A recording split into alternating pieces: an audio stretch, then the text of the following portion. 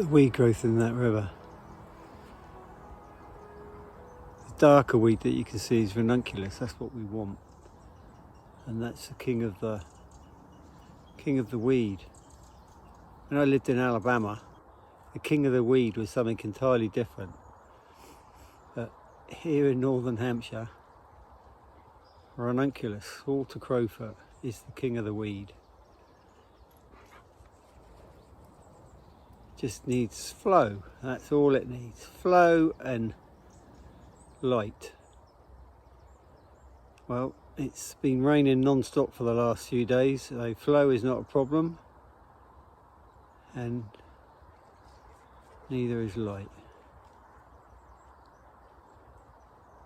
Look at that, beautiful.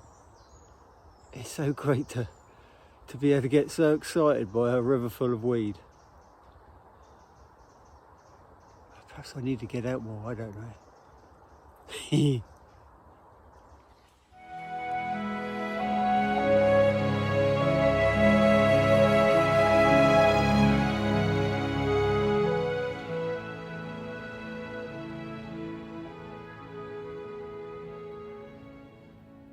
Again, that's a mixture of a little bit of water mint. That blue flower is speedwell, water speedwell.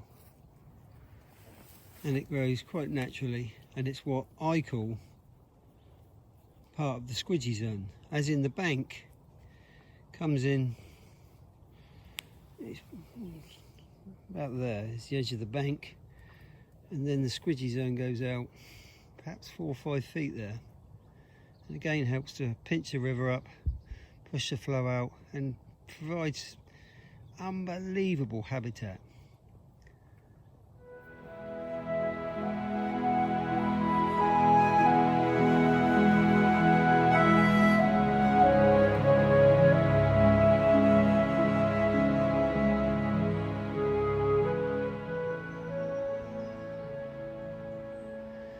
So this is somewhere where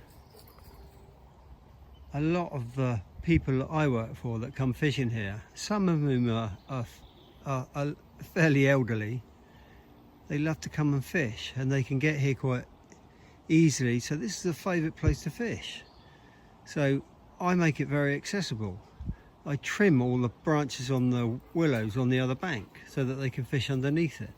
It's just one of those areas that I keep for the fishermen and women. So perhaps the squidgy zone here is not quite as deep, and I keep it fairly low. But one of those areas where people fish. So that's what I just call careful management.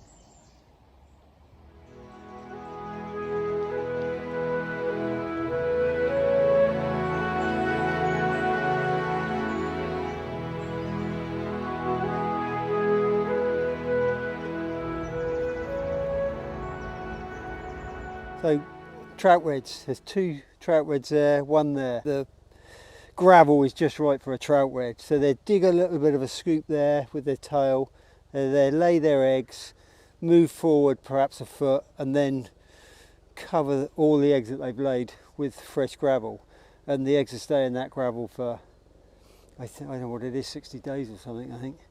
And another one here, but that one's a good one.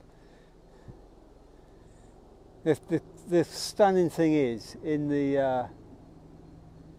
with salmon. If you see a salmon red on a chalk stream like this, like down at Bossington where all those salmon spawn, they're probably 20 times as big as that. You'd swear that a digger had done it. It's impossible to think that a fish, especially a salmon, would move as much gravel as they do. It's just quite astonishing. When you get in there, you could almost sort of stand up in what they've dug, and that's the trout and its tail. It's absolutely amazing.